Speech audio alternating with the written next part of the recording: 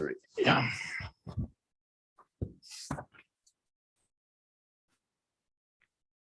So just as a general overview to understand the whole context here,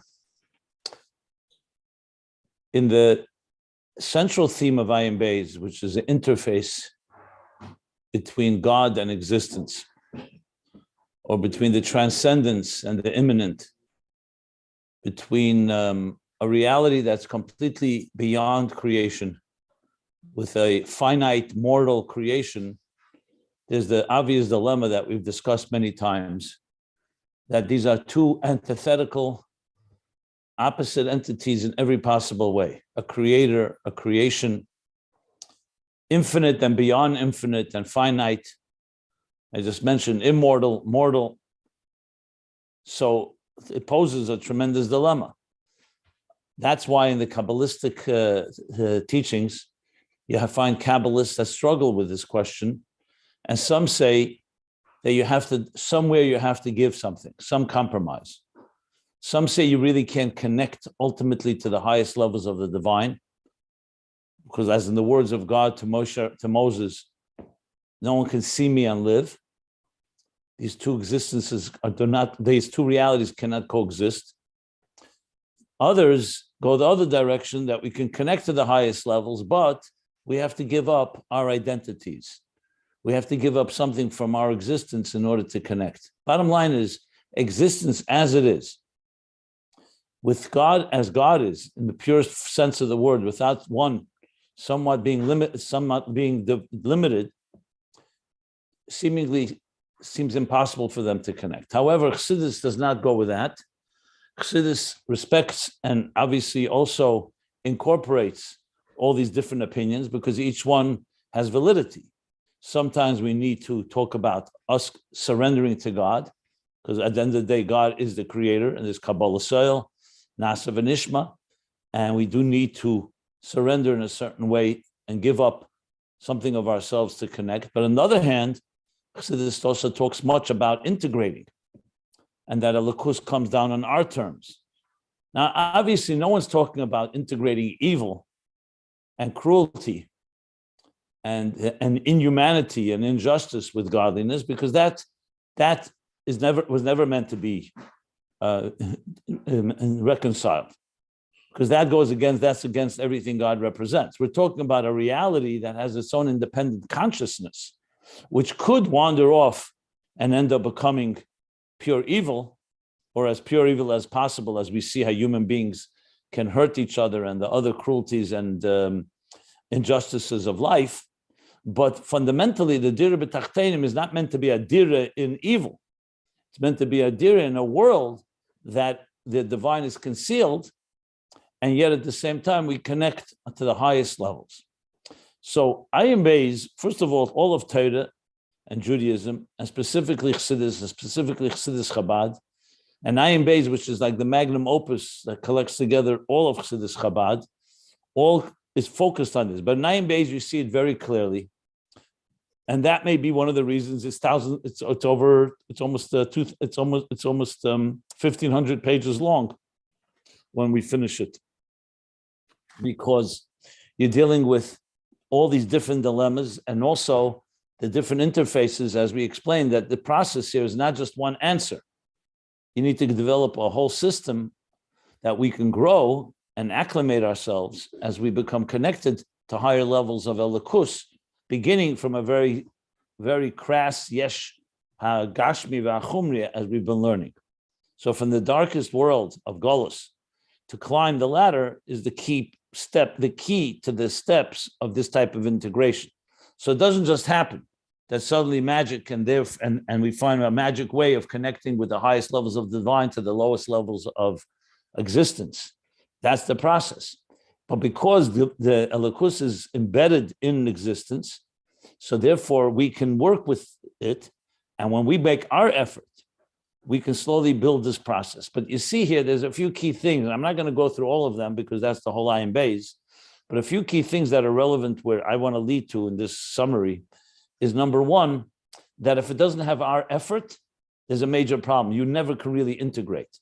If we are relying on a gift from above and we do very little effort, then you'll get a level of the divine, but you can't say that you'll have the second half that is completely internalized. Like I mentioned before, you could have high levels of the divine, but it has to be internalized for it to be a true dir b'tachtenim, a true home for God within this existence. On the other hand, if you only have our effort and you don't have some of the giluyim of Eir, which represents godliness, we'll have our effort, but we can only go that high. So the Eir represents God, so therefore there's also coming a revelation from higher levels of eloquence. The key is finding the right balance of the two and joining them together, which is the real challenge, but nevertheless, that's the beauty of it and the eloquence of it. So in some ways you can say that the Yesh, meaning us, we can reach a certain level. We also have the power of Atzmus, what we have been learning, the Helam Atzmi and other things that are very high levels higher than Eir, but that is beyond structure. On the other hand, Eir is a revelatory force. It expresses godliness. And we want expression because without expression, you don't have growth. You can't just say, you know what, we were created by Atzmus, the Yesh, like he says in the Geras HaKodesh 20, that the only one who can create a Yesh like us that doesn't feel it has a source is only Mitzusim Atzmuse, Atzmus that doesn't have a source. If you stop there, then fine, yes, we come from there, but we have no relationship with it. It's, as a matter of fact, it's telling us that we have no relationship. That's the point, that we don't feel a source. And that's coming from that highest place. But the point is that we should connect to God and we should have a relationship. So even though the source is there, but it's not in any revealed way. So you need Eir to make it a conscious experience. Take away conscious experience, then we're also lacking something, because in our world, we need to experience it. It's like saying, I love someone, but I don't feel it, and they don't feel it, and no one ever knows about it. It's just there. Fundamentally, we're connected at the etzem. That's not the goal. With that approach, you might as well not have any Torah and not mitzvahs. You don't need to do anything. Just the mere fact that you were created by God. Yes, you're a creation of God, but are you aware of it? Are you living up to it? Every human being, 8 billion people on this earth were created by Atzmus. And yet, most are not aware. And that's not the kavanah. The kavanah is awareness, and awareness is connected to Eir. So you really need both, and that plays itself out throughout Ayin Beis. Again, I'm not going to elaborate more on that because that was really discussed a lot earlier. What I want to do is bring it back to where we are. So the point is that this process has many, many details to it. One of the key things which we're focusing on is, are you focusing on the Eir and the Gili of it, or are you focusing on the entity itself, meaning the Kelim, what he calls here, or the Netzutze Gedusha, as they come down below in the lowest worlds, that itself becomes a Keli Telikus. Now, obviously, if you don't first have the Eir part, like I just said, a student can't connect to a teacher's etzem, even if they're bound together and they're in a core place, before he connects to his Giluyim. Because that's why the teacher teaches him first Aleph Beis, and then he grows and grows as the student acclimates himself and his Kelim expand and he's able to absorb more Eir. So then he's connecting to the teacher. Then ultimately, there's also an etzem connection. Same thing, even more so with godliness. You can't get to an etzem connection if you don't go through the steps, which is the process of us relating to it. And relating to it is a Giluyim dikid thing. So this, even though the Rebbe Rashab here in volume 3 is already after 1,300 pages, a little less than that, was focusing so much on the work that we need to do to connect. And ultimately he's going to come to Ein Oid, where the very Keli itself becomes Eir, like he's saying here. But let's not dismiss in any way the process that's necessary through Eiris and Giluyim. So he's making the contrast now, but that's why it's so vital to know that it's critical to have that. So we're right now discussing that contrast between the bringing the Eir into the picture, and the Eir is the focus, the Giluyim, the conscious experiences, I should say, and then that the core essence of existence relates to the core of levels that are even higher than Eir, which we have learned about and we shall learn about. But right now, as he began on the bottom of 1313, he said, Kol zeh is nimshech teis v'seidus, which is vital, because what you're doing is bringing in additional Eiris. Let's translate, what is Eir? Oir is consciousness of Elokus, of godliness, and also emotional connection. It's both the Hizbon, the mind, and the emotions are connecting. When we say V'ahavtas Hashem Elokecha, you shall love God, that's a Giluyim thing. That's Oir. And every day we're working on, like he said, the work every day is to go out of the darkness of this life that we live, of the animal soul, to go out of it, to go out of the chumris, to free ourselves and pull ourselves out of the mud and scrape off or chisel is another word for chekika or engrave, I said, but and free ourselves and also open ourselves up to divine consciousness. That's a Giluyim thing. And the more you do it, the more you grow. And that's the whole process of mutfe, murgish, muskel that we've been learning earlier about the maturity as we grow in that connection. However, at the same time, he says, but this is all which we shall discuss later. So he's still focusing now on this contrast and talking about this process of el-gulim. And one of the ways of doing it, or maybe the primary way, is the elevation, the birur, the separation and clarity and elevation of the divine sparks that are trapped and concealed in this world. And as I said yesterday, actually after the class, and I'll repeat it now.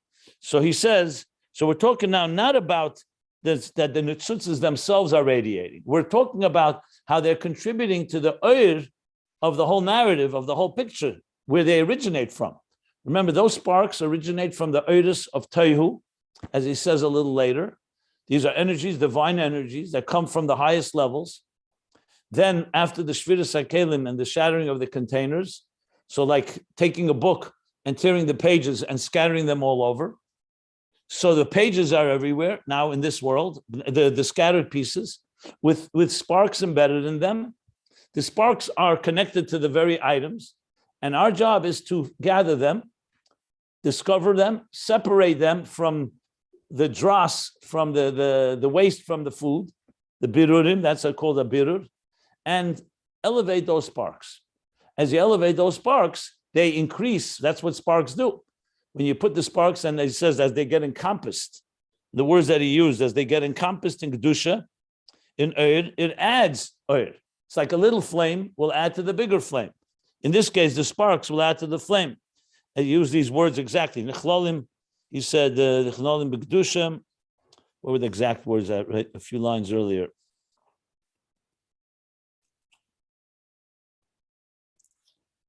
So I want to find a few words I was looking for. Here we go. And this oir is not just the same quantitative level. It's a qualitative shift because it's coming from the animal soul. It's coming from sparks that were trapped and being held hostage in a material world and in food and drink and whatever it may be in the animal soul. Like he says, it's oiris of Tehu, and it actually increases a qualitative element to the oir of Atzilus on its own.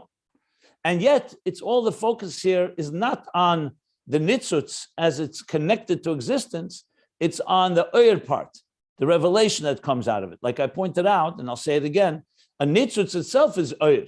It's a spark. And yet, the Rebbe Rashab says, nitzutz themselves, which means that he's not talking about the sparks themselves radiating as they are, as they identify with existence, but rather as the sparks identify with this narrative. To use the example of the book I mentioned, when you put together the pieces of a book, so now you can read the story again. The story is an oir. The narrative is oir, is the story of godliness, the divine story of existence. But the very pieces that were broken, the very pages and the tzutzes that were in each of those things are not the focus here. You've elevated them, so now you know what God wants when you eat and drink and all the divrei reshus, everything that we do in the neutral world is now focused toward godliness.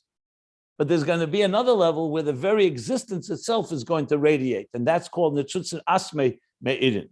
He said that twice, that it's not the netzutzes themselves, it's how they contribute to the general oir, as I just explained it. So in other words, the art of God has now been enriched. because we appreciate all the details, and the nitzutzas have been elevated.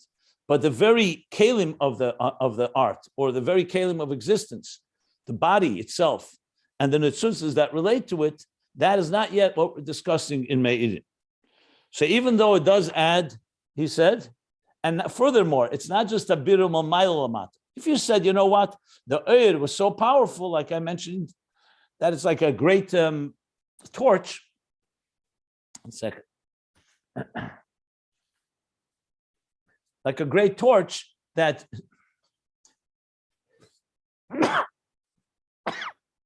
excuse me, sorry. Like a big torch that draws the sparks to it, like similar to what Adam and Chava and Gan Eden or Shlomo Melech. So they were so powerful, had they done what they had to do, it would have drawn all the sparks from all over the world.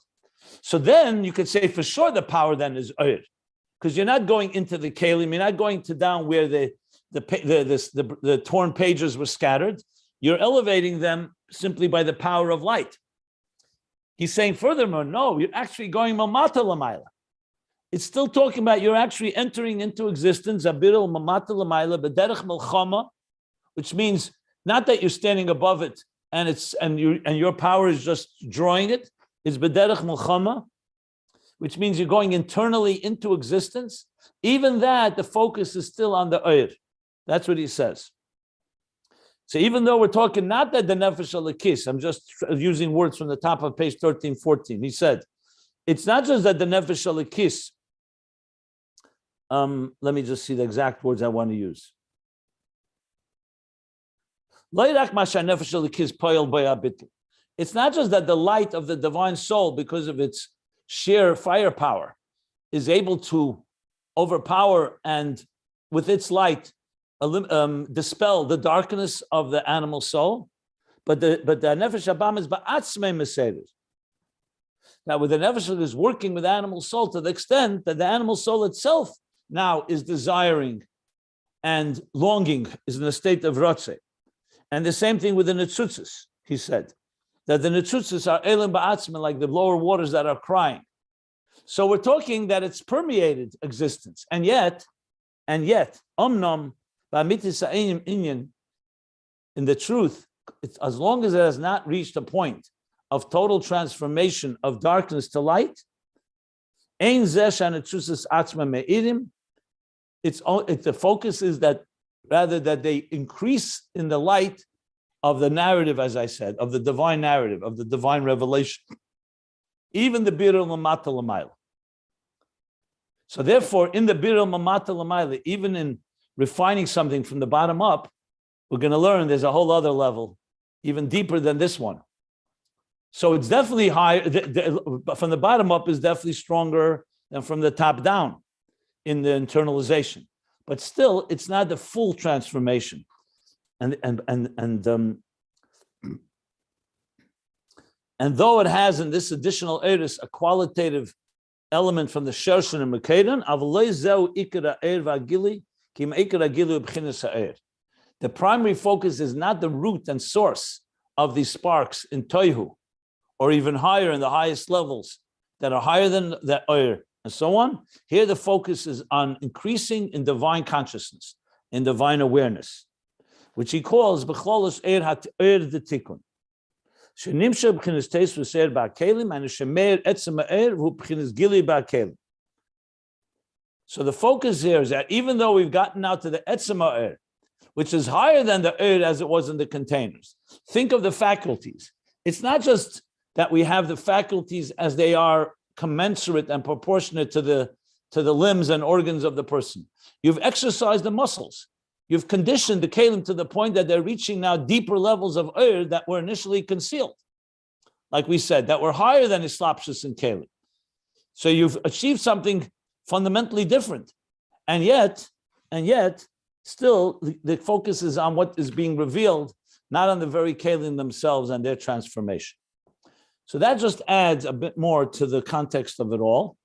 And ultimately, however, that final step in the interface, where we want that the existence itself, not just increasing into the light of divine light and divine revelation, that itself should reveal the highest levels of godliness, which takes us all the way higher to Oyer, to Helam and Helam Atzmi and Yechelis and things we learned already earlier, but we'll discuss later more about it.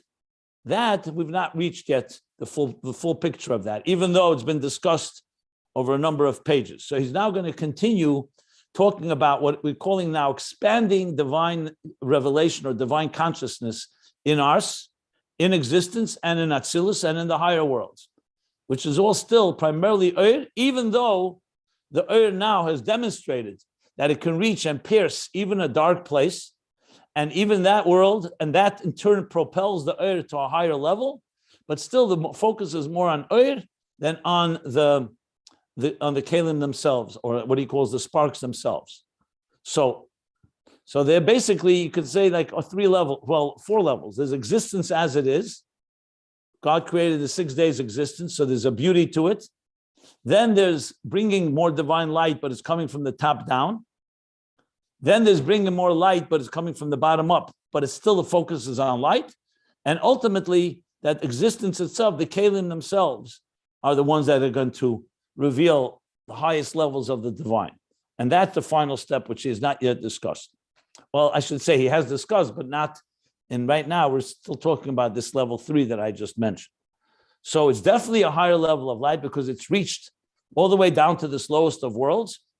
And that in turn propelled and even the Eris of the Kelim of Atzilus, and to have even more the Etzema that's higher than the Kelim as initially. But the focus is still on Oyer, and the continuation now is going to continue to explain that. And then come back and say, but it's still not the ultimate. So this is where we are at. And it's clear in the interface why it's so vital, because the interface requires also this level of Oyer, as I explained before. Because if you just have Kelim and their source, you don't have the divine in the fullest sense of the word. You don't have the full experience.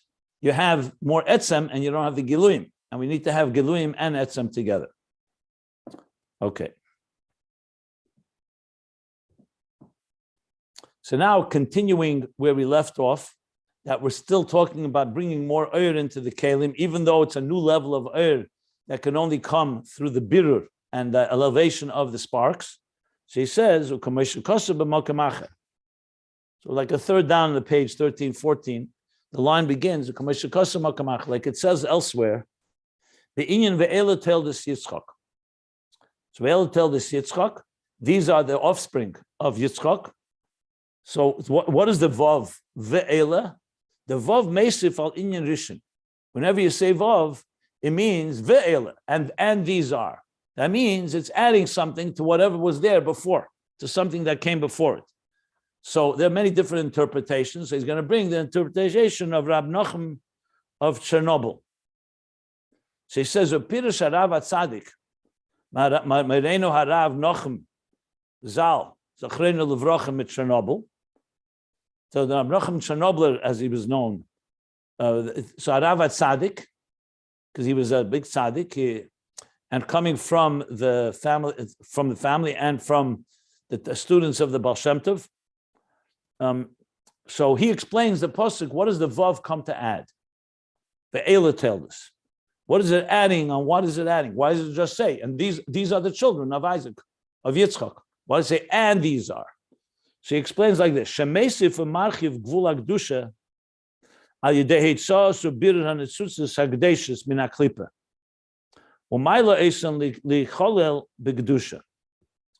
It's coming to add. Remember, the Eila tell this is talking that these are the children, both Yaakov and Esav. As Rashi says right there, the pasuk continues that we're talking about the children that Yitzchak and Rivka had, Yaakov and Esav. So that Rabbi Nachum Chernobyl explains that it's coming to add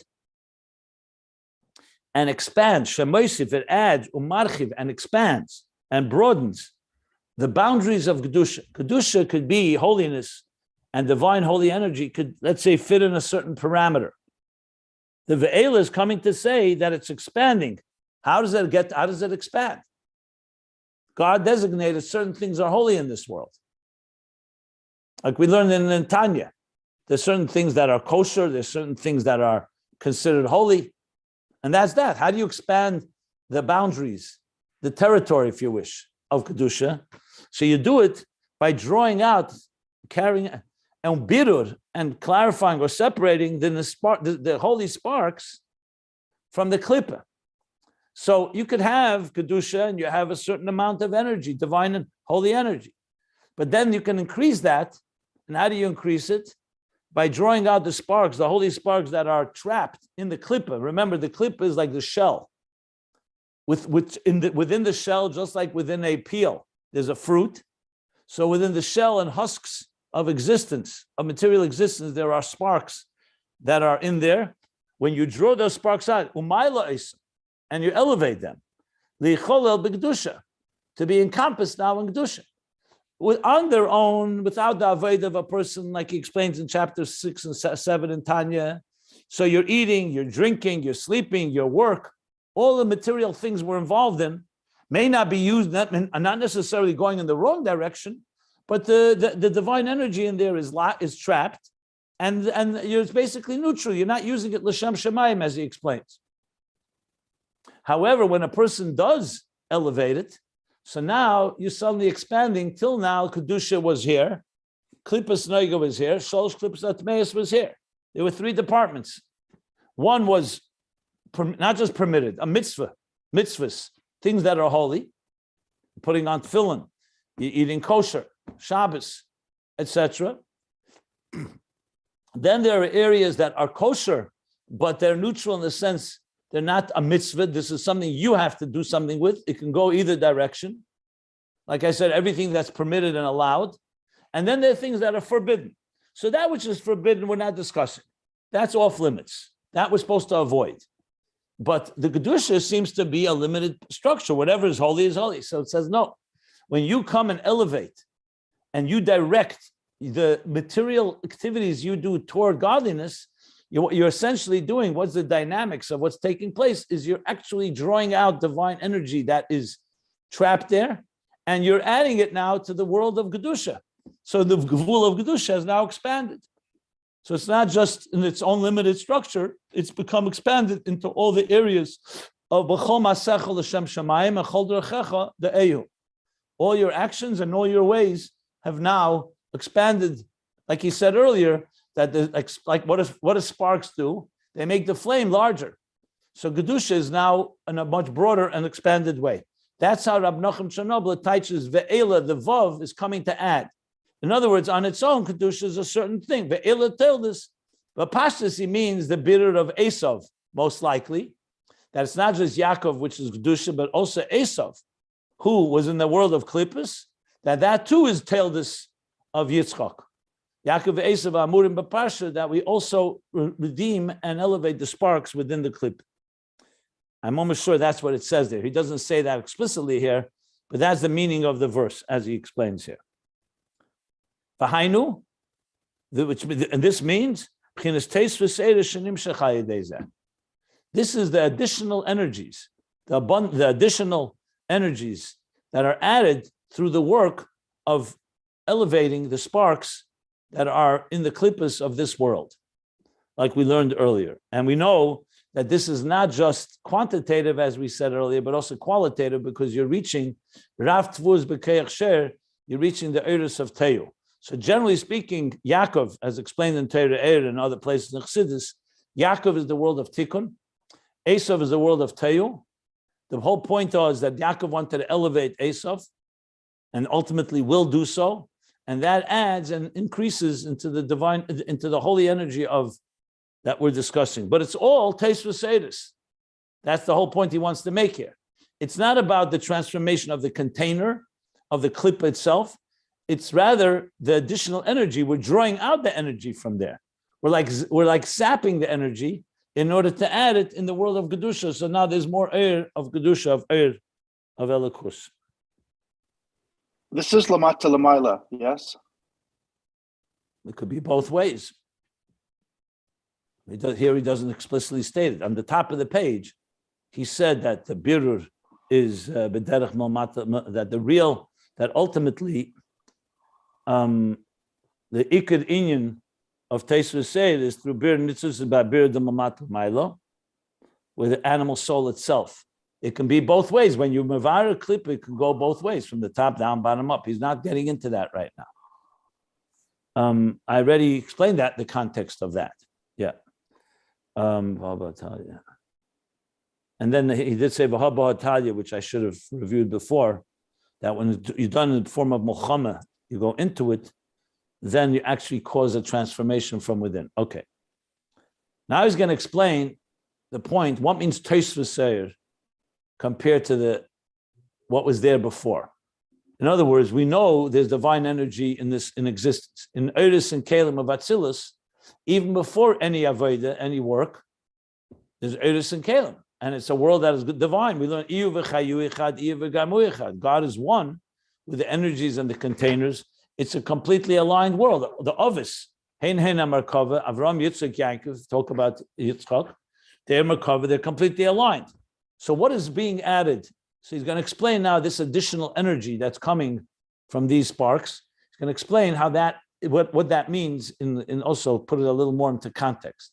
So there are terms he's going to use here now, the Rebbe Rashab, that we already heard before. And if you may recall by Malchus, you'll soon see the wording. But it goes back to what I also mentioned yesterday with Gan Eden. There's the way Gan Eden is on its own, and there's the way the work of the person, the Avdal Shamra, we serve and protect the garden, the gardener. So the garden will grow a certain amount of produce and fruit and flowers on its own. But the gardener will increase it in a different level completely.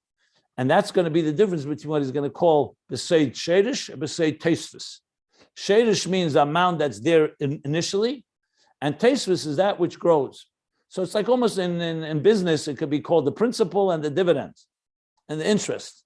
The principal is what you get. This is your core foundation. And then there's how it increases. So if someone invests with you $100 and you turn it into $1,000, or $100 million, you turn it to $1 billion, etc. This is called Teisvis, Shadish and Teisvis. So that's the language he's going to use. He says, Ukiyadua, as it's known, Sheyesh Masha B'Seit Shadish, or B'Seit Teisvis, that in the divine energies in existence, there's two states. Well, there's the category that's called Seid Shadish. Now, the word Seid, even though it means secret, but you also say Seid at Tzimtzum, the secret of the Tzimtzum, it means not just secret, it means the doctrine of. But Seid also includes that there's deeper elements that are esoteric. So that's why there's an expression very often used, B'Seid Shadish, B'Seid Tzimtzum. He's not really emphasizing the secret part of it, the concealed part, but basically the doctrine of, the teaching of. So that's a word that's used in different places in Kabbalah. So he says, Shebeseit Shadish, that means, Shadish means that which is there at the root, which you have initially. Ubeseit Teisvis, and that which comes and increased afterwards. So that which you get initially, and Beseit Teisvis, that which is increased. Ukamesha Kosa Bagdomas Priyetz Chaim. This is the Rizal. Like he writes in the Gdoma, the introduction to Pri Eitz Chaim is one of the classic works of the Arizal. There's Eitz Chaim, there's Pri Eitz Chaim. Pri Eitz Chaim is mostly kavonis. It's the intentions in davening and in mitzvahs. So Pri Eitz Chaim is a sefer very often quoted in Tanya and throughout Chassidus. And the Gdoma, he talks about this as a introduction to Shadish and Teisvis. As a matter of fact, we did learn it earlier. If I can find it quickly, it's on the bottom of a page, many, many pages back. And I'm not using Google. I'm just using my plain old memory. But the topic was not the first time we've addressed it or discussed it. It was a different context, but the same idea, say Teisvis and Shadish. He actually brought the Pri Eitz Chaim and even gave us an exception.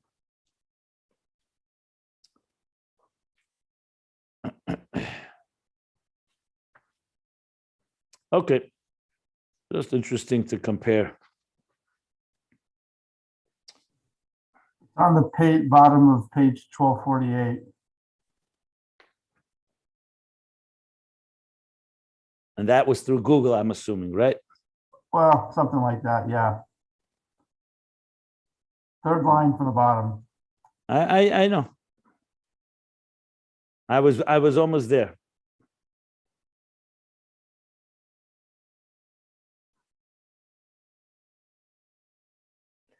So there, the context was more what it comes through creation, what comes through our avodah. But it's the similar idea. He brings the Akdama of Pri Etz Chaim. And then a few pages later, he qualified and explained it's a little that there is a different. There's one. I think it was just a second.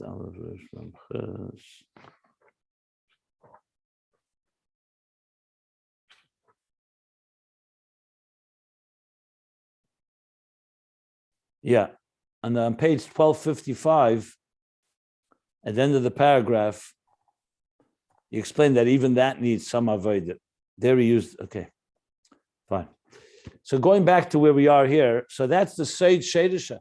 So the Eila Teildes is Teisvus, the Teisvus Eir that comes through the Netzutze Gdusha, Bitter Hanetzutze, or Bitter Hanetzutze. It says drawing out, extracting would be the right word, extracting and separating and elevating the sparks. The Masha B'Seit Shedish, he explains now, that which is in the state of a Shedish, meaning as it is on its root level, without any additional energy, who shenimded al pi kav hamida. That is what was designated for it and allocated to it al pi kav hamida. Kav hamida literally means a measuring stick. It's like when you cook something, you have, what do they call them? Measuring tubes, not tubes. To measure a certain amount of ingredient, whether it's liquid or powder or whatever it may be, there's a thing it's called a measuring something or other, like a measuring tool. Measuring cup. What? Measuring cup. Measuring cup. Okay. Or spoon. But kav amida is more of a. It's almost like, it looks almost like a tube, like a thermometer almost. In other words, kav means a line, so it's not just a cup. It's like a funnel, not a funnel, a channel. There's a word, so it's called kav hamida. There's another thing called knei hamida. So kav hamida is a word used in Hebrew. It's also used in halacha. So kav hamida means that when you want to, let's say, I want to what's the word I want to say? I want to distribute a certain amount of food equally to a bunch of people. So I use something that measures it. Let's say pouring a cup. So I measure and I pour it to this one. So you use a kav hamida to allocate and to transmit whatever it is you want to transmit, but it's in a limited way.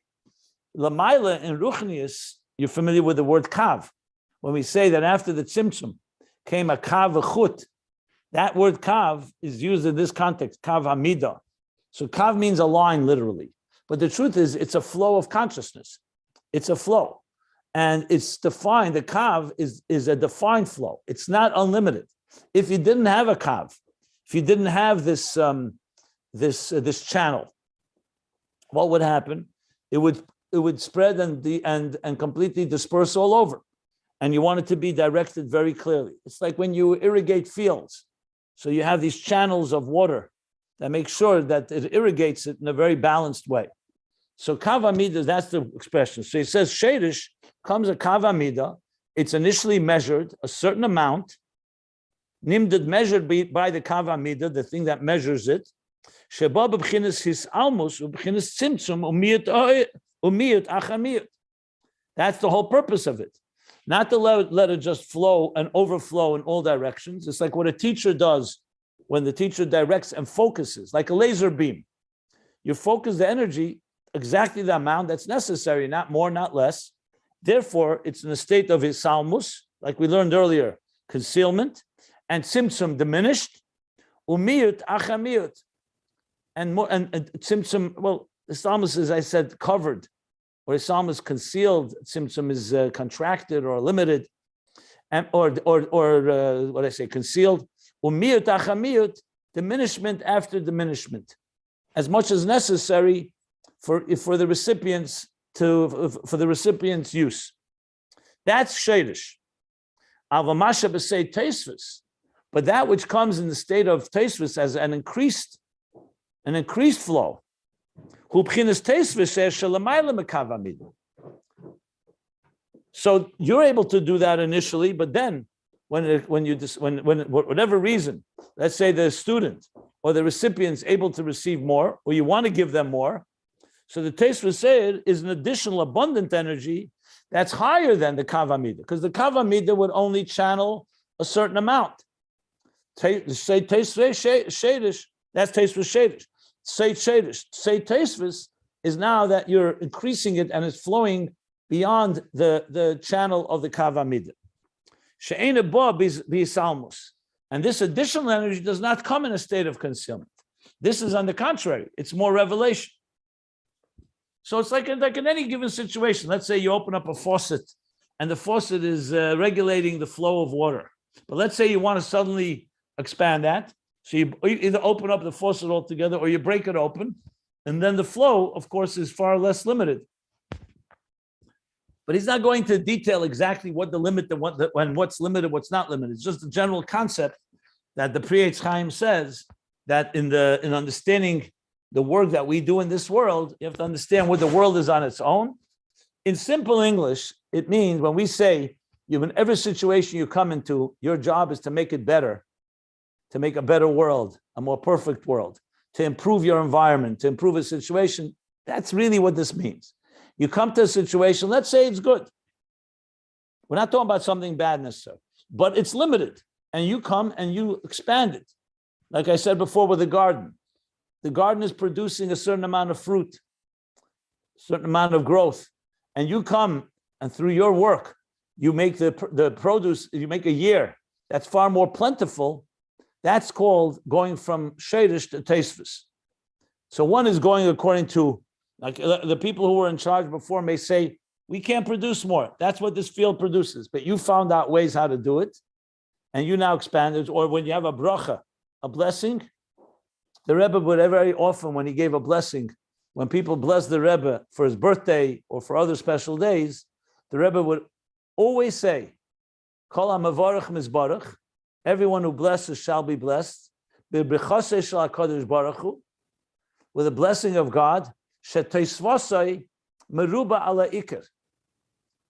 Because it says in Medrash that God's blessing, the dividends are even more than the initial. Usually the principal is a larger amount than the dividends, even though the dividends add to it. But it says in the bracha of the Eibishter, so with the bracha you gave me, the Rebbe is saying, is let's say a certain limited amount. You should be blessed by God, not just with what you blessed me, but b'teisvasei meruba le'ikir, even more than the initial. And it's even more in that sense. Tosfos is like the word here. Ikir is like the sherish. So this is a term the Rebbe used, I think almost every time, maybe every time that he was blessed. That was his always the opening response. And it's always seichen there. You see the footnotes, what the sources are for this medrash. So he's not talking here right now about God's blessings, just saying in general, there's Tosfos, the sherish and Tosfos. V'hainu, what does that mean in the context of what we're learning here? Shemeir etzema'ir, that before we learn that in sherish, the eris are measured to go into the containers, just like using the example he used earlier, just like when a child is born, the faculties are all commensurate and proportionate to the containers. What's Tosfos? Tosfos is when the child grows and matures, or exercises, or develops and conditions themselves. So then comes a Tosfos say more than the initial amount that was there initially.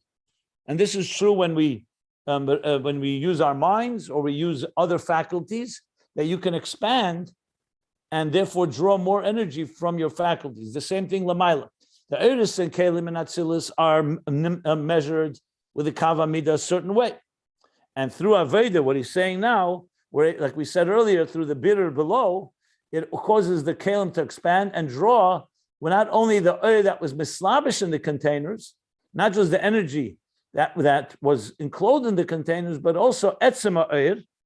That's the word he's using. Same expression like he said on page 12, 13, 12. And then again on 13, 13, 13, 14, all these pages that you have now, Etzema Er, Umeir Begilui, And in addition, and not just that you have that Etzem, it's radiating in a revealed way. It's not as diminished as before. It was completely concealed from the containers. Now it's not misamtzim kol kach umeir kamoishahu, and it radiates as is, because you could have that you're accessing it, but who says it's radiating within the containers? And he's saying, making it clear that it's not so misamtzim. You can't say it's completely no tzimtzum, because it is at the end of the day going into containers, but now it's going with much less tzimtzum than before, and it's radiating as is. In other words, you're getting the oil as is. Remember, I spoke before about interface.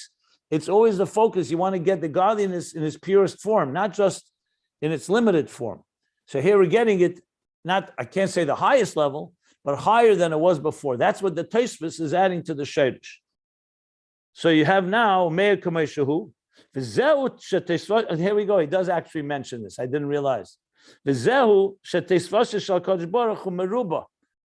end of the statement, meruba la'ikar, what I just mentioned. This is what it says, that Tosfos of the Eibishter, when it comes from God, his additional element is even more than what was there initially in the principle. So you could have, for example, let's say a garden produces 100, what do we call it? 100, a harvest produces 100 gallons of wine, for instance. And then you come and it adds another 10%. But that's not Tosfos Meruba. That's only 110, 10 more than the 100. Imagine that instead of 100, it produces 300. That's Tosfos Meruba ala Ika that you're talking about the Eibishter. Here it's not so the focus, the amount, it's just the idea that there's the initial amount and how it's now developed and grown and essentially turned into a profit. The dividends that have exponentially, that have grown from it. Okay. So he's explained now, continuing to explain the expansion of Oyer. This is all the focus is on Oyer. You're growing the Oyer of Gedusha in this world as well.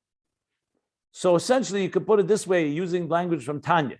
We come into this world, godliness is concealed, both in a collective and personal way. The work you do with battling your animal soul is the goal is just like in a war. You want territory. Right now, the animal soul is here. The divine soul is here. So they both have, let's call it equal territory. That's why it says Zelu Mazeh. They both have 10 faculties. Like he explains in chapter 9 in Tanya. And they're both battling like two kings, two empires battling of Irktana Zahaguf, the small city, which is compared to the human body.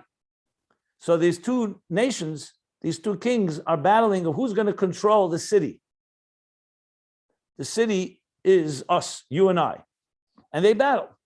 The goal is that the divine soul should dominate, should overpower the animal soul in all the different ways we learned, and ultimately transform it. And what does it do? By doing that, you expand your territory.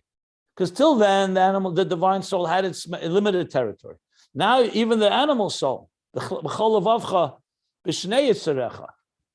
which means both dimensions. Also, the second, the Yetzer Hara now has also become your ally. So you have expanded your territory and turned it into, the Gvul of Gedusha was only till here. It's like when David HaMelech conquered more land for Eretz Yisrael. So more land became Eretz HaKodesh, Gedusha. In Aveda, that's the concept of expanding the Gvul of Gedusha. The boundaries have now expanded. It says when Mashiach comes, Eretz Yisrael tishpashet b'kol ha'arotzos. Israel will spread all over the world, and Yerushalayim will spread all over Israel. What that means is the holiness of Israel will then permeate and spill over and affect the entire existence. So bottom line is, the avodah of a person is to expand the boundaries of holiness and elokus in this world. As a matter of fact, there's even a medrash where it says that the mundane parts of this world come to a person or come to God and complain and say, 1 second here, you have your boundaries, I have mine. Why are you coming and trying to transform the mundane into Kedusha? There's an actual medrash like that. The Rebbe brings it in a few sichas. Stay where you are. I won't bother you. Don't bother me. But that's not the goal. The answer is, like we learned right in the beginning of Chumash, where it says that why does it say, why does the Torah begin with Bereshis bara Elokim? So Rashi says, because there'll be a day where the non-Jews in the world will come and say to the Jews, you stole our land, listimatem, you're thieves. You took Eretz Yisrael and you stole it. So that's why we say, Nachlas Goyim, you see, Koyach Maisav Higad La'amim, Lasis Lehem Nachlas Goyim. That God created the world. In the beginning, the world was one big world, one big globe. And then he took one part of it and gave it to the Jewish people. So in other words, God is saying, I want to give it. And God said, I want the mundane world to be transformed into Kedusha. So of course, everybody wants to have their territory. But the point is that the mission is to expand the Gvul of Kedusha in your personal life. That it shouldn't just be on Shabbos or Yom Kippur or when you do mitzvahs, but even in your regular routine of your daily routines of your regular day, wherever possible, transform your life into a holier, a more sanctified life. Kaddish atzmach b'muterloch. Even the things that are permitted, that you're allowed to do, doesn't mean you necessarily have to indulge. You can also direct it toward godliness, which is, of course, the whole point of the majority of the activities we're involved in are neither kedusha nor opposite. They're neither a mitzvah nor that you must do, and neither are they forbidden. They're neutral. You're walking down the street. That's perfectly fine. But what are you thinking about? You're eating a meal and all of that. And that's called being marchiv, the gvul of kedusha. It's called expanding the boundaries of the world of kedusha, which is what all this is increasing oir. We're not talking about now the transformation of the keli, which we'll get to. I'll stop for any questions. The Rabbi Shab is going to continue to talk about more of what happens when we refine the containers and allow the more oir to enter before he goes back. And it's a process. This is not, as I said, we're talking about a good 20, 30 pages where this is going to be discussed in more detail. But it's going to be very clear that what he's talking about, which side. Right now, he's talking about expanding the oir. Any questions? I was just going back through the past 100 pages to understand this Inyan of Etzem Ha'or as it relates to these efforts of Birurim. And it says a couple times that Etzem Ha'or doesn't, Ein Tzarich Birur, and this is Etzem Ha'or who Kodem La'alos Haratzon. It's a very high place, and I'm a little confused. Let me just clarify. Pardon? Not everywhere where it says Etzem Ha'or is the same level of Etzem Ha'or. He's talking here, the Etzem Ha'or of page 1312, not from 100 pages ago. That Etzem Ha'or is a different level completely. So that's first of all. You can't just, Etzem Ha'or is not it's like anything in these things. Just words. It depends. That's all relative to where you're talking It's about. all the context. So if you want Etzem Ha'or, you have to go back to page 13, where is he? L'mayla mislapshas b'kelim. So this was on page 1312, where he talked about the three levels.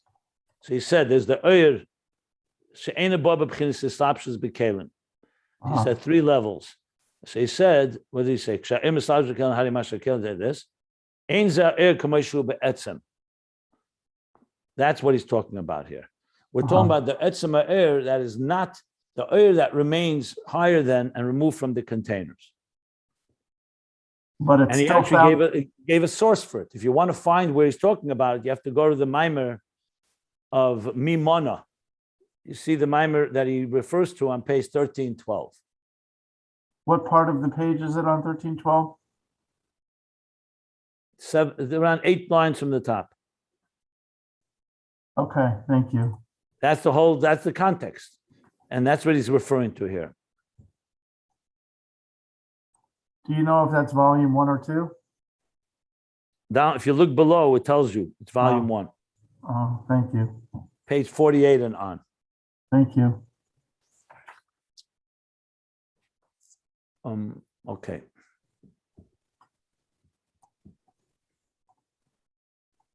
Just keep in mind that Ayin Beis is the most complex of all Chassidus. And there's so many levels. There's levels before the Tzimtzum. There's levels after the Tzimtzum. There's levels in Atzilus itself. And it's very important to know where you're discussing, or else it gets be completely overwhelming. And in truth, avoid is going to affect all the levels, just for the record.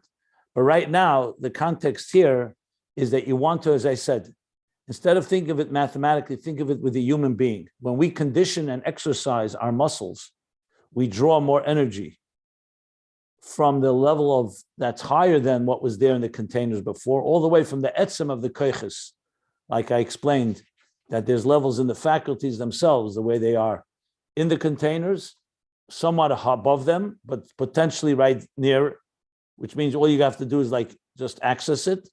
And then there's that which you can draw from the etzem HaKoiches.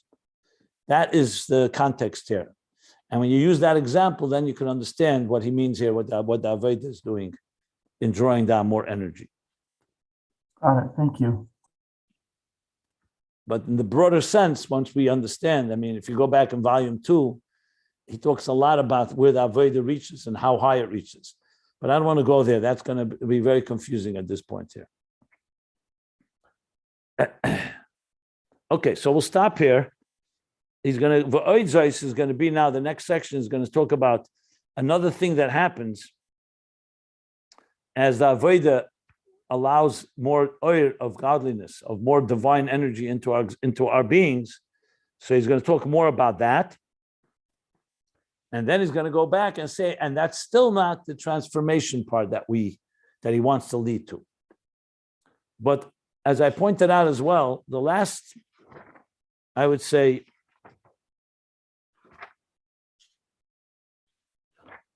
basically the last 5-6 pages has also been very much tying together many of the themes and the knots of earlier in Ayin Beis. And I'll be honest, it's just not fair. Unless you really learned it all, it's going to be hard to fully understand the picture. But the Rebbe Rashab, as I pointed out, probably cited at least that I count 30, maybe 40 earlier discourses in Ayin Beis, maybe even more. And in some places he actually wrote, I counted 4 or 5 times, Ba'oidach, as explained at length earlier. So a lot of what I'm saying is informed by what I learned already. If you haven't learned it, I'm trying to convey it as best as possible. But the fact is that this is page 1314. So there's 1313 pages before this that really are very much part of what he's addressing here. So as I said, I'll try to do justice to it as much as I can, but just keep that in mind as we're learning it. And I mean, I could definitely use myself a refresher and going back to learning all those pages. But I did at least we did learn it in depth in this class over the years. So we went through it at once and pretty much at length. We did it like we're doing this, quite intense and quite slowly until we really got it.